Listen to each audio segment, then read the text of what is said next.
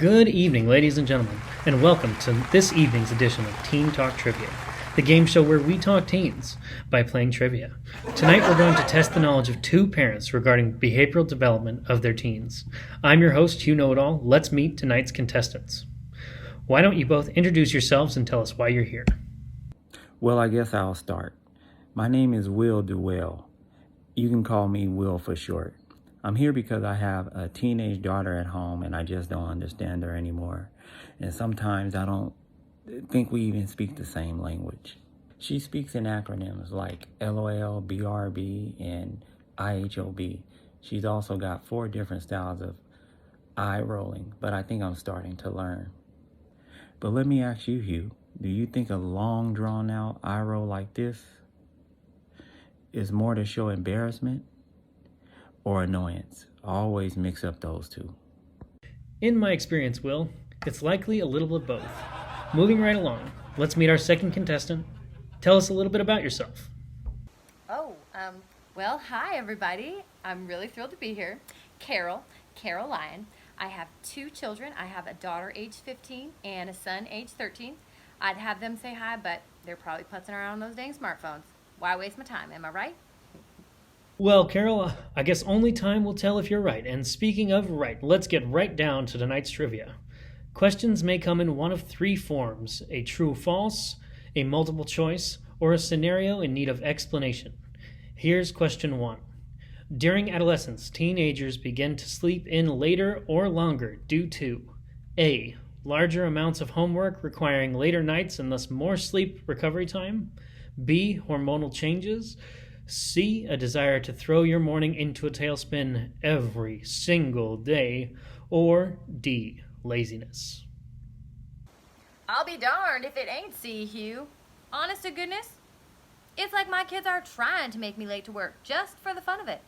Secretly, I think they get some kind of rise out of seeing me all riled up. Otherwise, they wouldn't do it every single day. No, I'm sorry, Carol, that's incorrect. Truth be told, during adolescence, hormonal changes cause delayed phase preference in kids' sleep cycles. It changes their circadian rhythms and homeostasis. So the correct answer there was B. Next question. In puberty, the brain develops proportionately and all areas are equally under rapid amounts of growth and expansion. True or false? Oh, Hugh, I don't know about that. Sometimes I'm not sure what's going on in my daughter's brain. Seems like there's parts missing altogether. I'm going to say false, and I'm going to go with my gut on this one. Well, your gut must know something about your teenager's brain, Will, because that's correct. Actually, an adolescent's brain experiences a phenomenon called neuroplasticity, which actually involves a rewiring of the brain.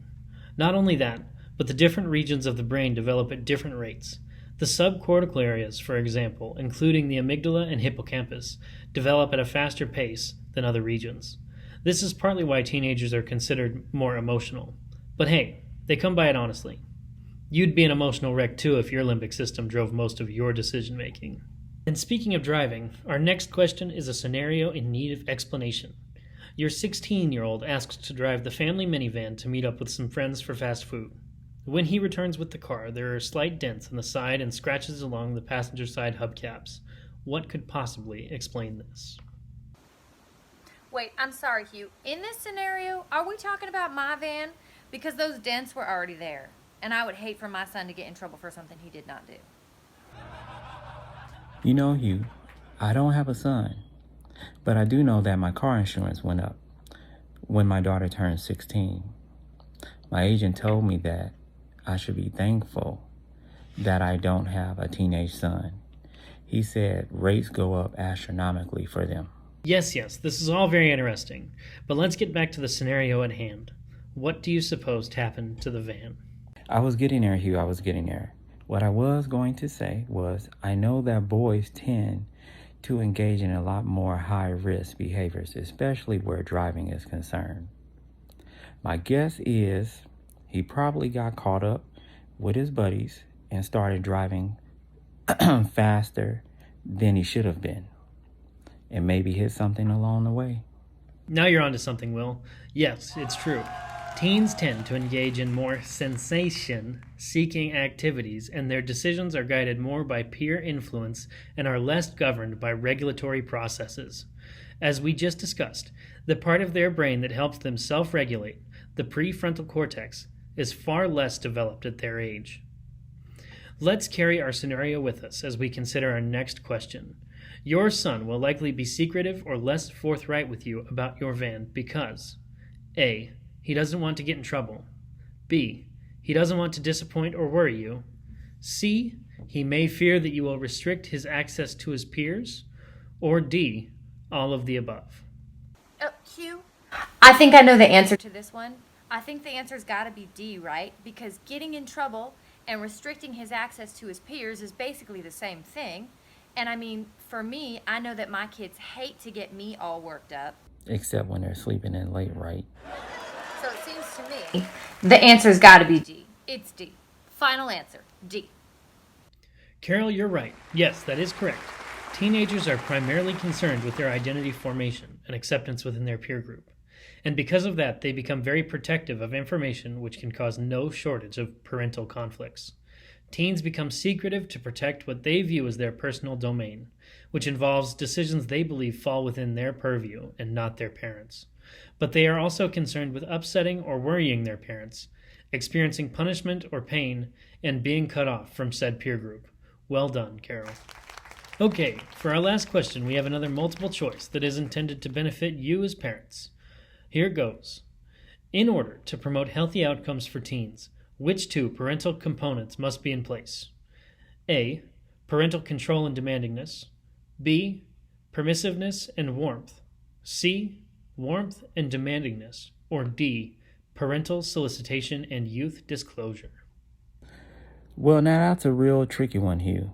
I don't see the demandingness being real positive, so I'd eliminate A and C.